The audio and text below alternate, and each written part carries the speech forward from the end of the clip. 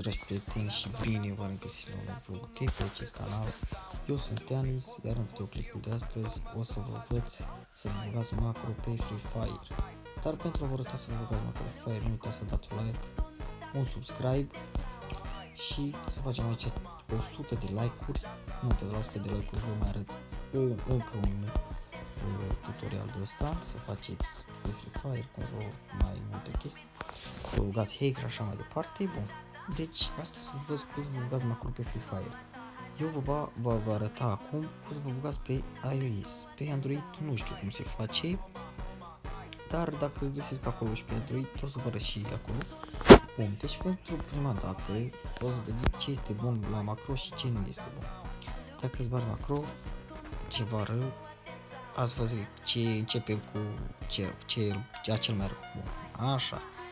Deci dacă îți pui macro, riști să-ți bănezi contul sau să, nu știu, să ții restricții, habar n-am, nu mi-am luat, dar eu zic că dacă jucați acolo o partidă mică de Free Fire, eu zic că nu are nimic și, nu știu, un meci, două acolo, nu mai mult, nu mai exagerat, că după aia, na, fie se poate băna contul și este o situație destul de rea. Deci dacă, ce-ți mai zic, 100 de like-uri și vom face alt tutorial. Asta, bun. Hai să vă arăt, nu mai vă țin că trebuie să vă arăt cum să vă băgați pe acolo. Bun. Deci, în primul rând, intrați la configurări, așa, dați mai jos. Stați așa să vedem. Bun. Deci dați la accesibilitate, dați aici atingere, după aia dați aici sistem, taci aici și activați touch-ul. Deci trebuie să vă apară această bulină aici. Bun. Aici am mai multe idei astea care am făcut. Nu contează, dați aici pe creați un gest nou. Ok, deci mie nu mai merge cam prea multe, o să știu că nu. Așa, și dau aici creați un gest nou. Faceți telefonul invers.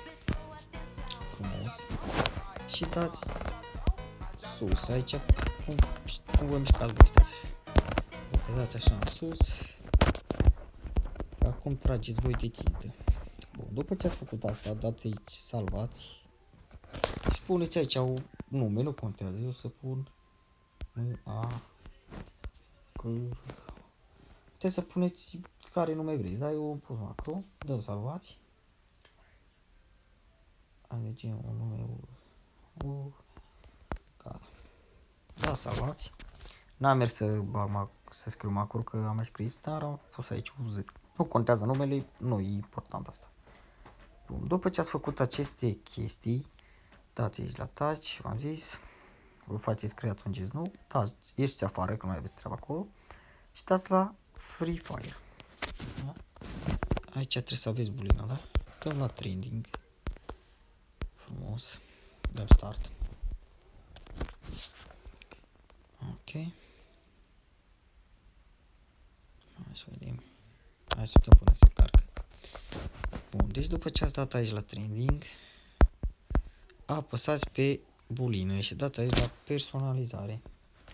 Bun. Și dăm aici la care l-am făcut. Apăsați pe această steluță care ați creat-o. Eu am dat pe aceasta, uz. Am apăsat pe ea. Cum vedeți, trebuie să puneți țintele astea aici. Așa.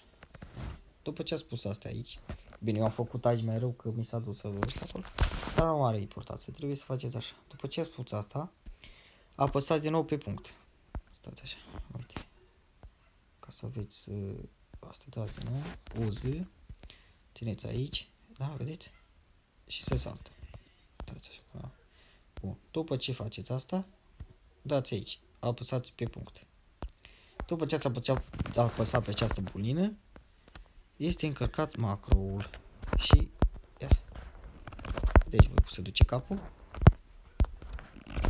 Ia uitați. Mamă. Bine, acum dacă vrei joci cu macro, dacă nu, dar eu v-am arătat un tutorial cum să jucați mai bine, dar nu este o situație destul de bună pentru că vă puteți lua bani pe cont sau vă puteți bana. Există mai multe cazuri. Așa, ia să vedem. Și așa e. Ia. Ok, nu prea intră. Dar depinde și de setări. Ia uitați că intră.